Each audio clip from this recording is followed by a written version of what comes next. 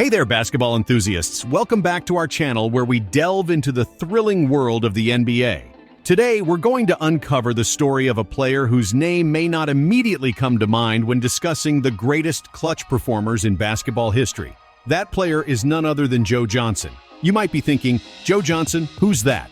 Well, get ready to be amazed as we explore his journey and discover what makes him a true force in clutch situations. Basketball is a unique sport where the outcome is often determined by clutch moments. We cherish and admire players who excel in these pressure situations. Naturally, the names that come to mind when discussing the greatest clutch players of all time are Michael Jordan, Kobe Bryant, and LeBron James. However, one name that may surprise you is Joe Johnson.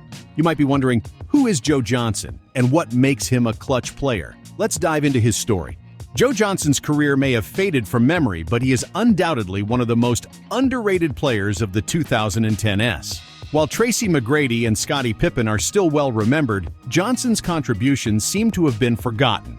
Surprisingly, he finds himself on par with the legendary clutch performers. How did Joe Johnson earn this distinction? Let's take a closer look. Johnson's journey began in Arkansas, a place more associated with cowboys than basketball. It was here that he first showcased his skills and developed into a solid shooter, averaging 41% from three-point range and 15 points per game in college.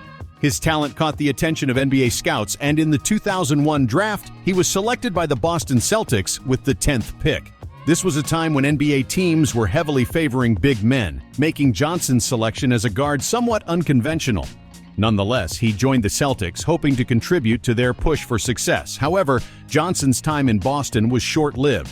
After just half a season, he was traded to the Phoenix Suns, joining a dynamic lineup featuring Amar Stoudemire and Shawn Marion. Under the guidance of coach Mike D'Antoni, the Suns embraced a fast-paced, exciting style of play that foreshadowed the future Warriors style. Johnson's shooting prowess played a crucial role in the Suns' success. In the 2004 to 2005 season, Phoenix won 62 games and secured the top spot in the regular season.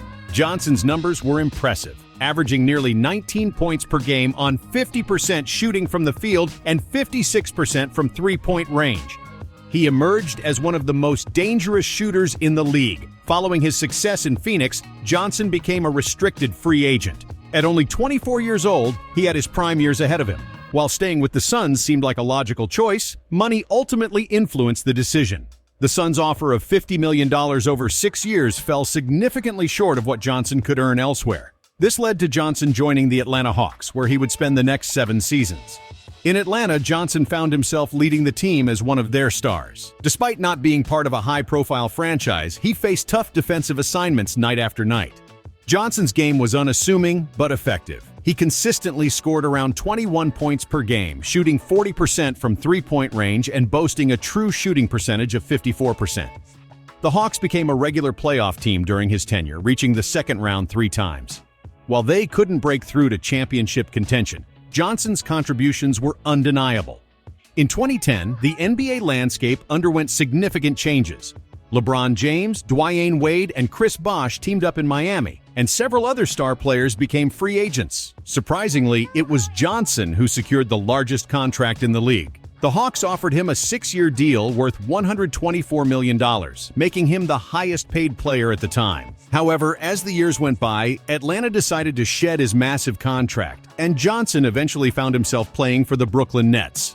The Brooklyn experiment, featuring Johnson alongside Kevin Garnett, Paul Pierce, Darren Williams, and Brook Lopez, didn't produce the desired results. The team's aging stars were past their prime, and their championship aspirations faded away.